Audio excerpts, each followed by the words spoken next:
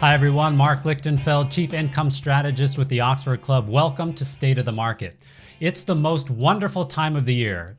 No, I'm not talking about Christmas, and I'm not talking about Halloween either, which might be a little less fun this year. I mean, how do you socially distance trick or treat? But the most wonderful time of year I'm talking about is earnings season.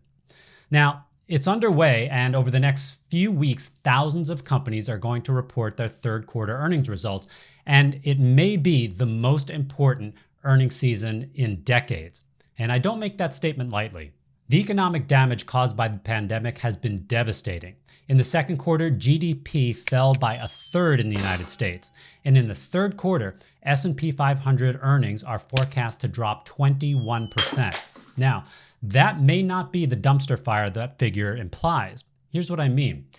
In Wall Street, the important thing is not how much money a company makes, it's how much money Wall Street thinks it's going to make. Then, if the company's numbers are better than estimates, the stocks can soar. You can even lose money and still see the stock take off as long as the company loses less than Wall Street expected. Now, second quarter earnings were the first under lockdown, and most companies suffered greatly as they scrambled to figure out ways to reach their customers and keep their employees safe and keep their businesses functioning.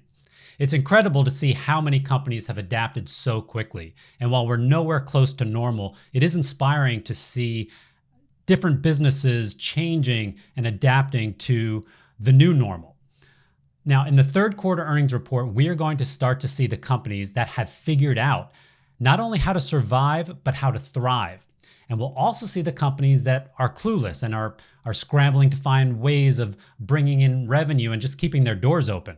Earnings estimates have been rising over the past few weeks, so the companies that beat expectations are likely to be the big winners post-COVID. They've streamlined their operations, they're generating earnings, and that should enable them to grow profits significantly as things return to normal. So how do you take advantage of that? Well, we know that stock prices follow earnings. So we need to find companies that are not just profitable, but are growing their profits. So a company like Chipotle Mexican Grill is a great example. Now, they adapted very quickly to the pandemic, created an app very, very early on, just as the pandemic was starting to rage. And this app allowed customers to order food and not have to wait in line in the stores. So while the second quarter was rough, Chipotle actually turned a profit. Now think about how difficult that was for a restaurant chain. Now Chipotle has been growing earnings for the past 3 years, and they've beaten expectations in 9 of the past 10 quarters.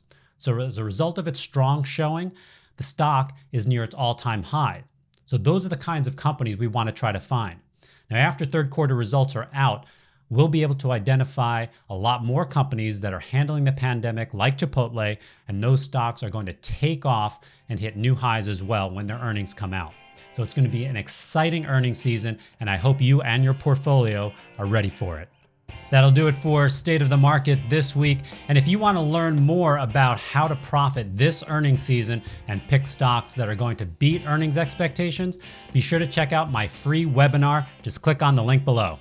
We'll see you next week.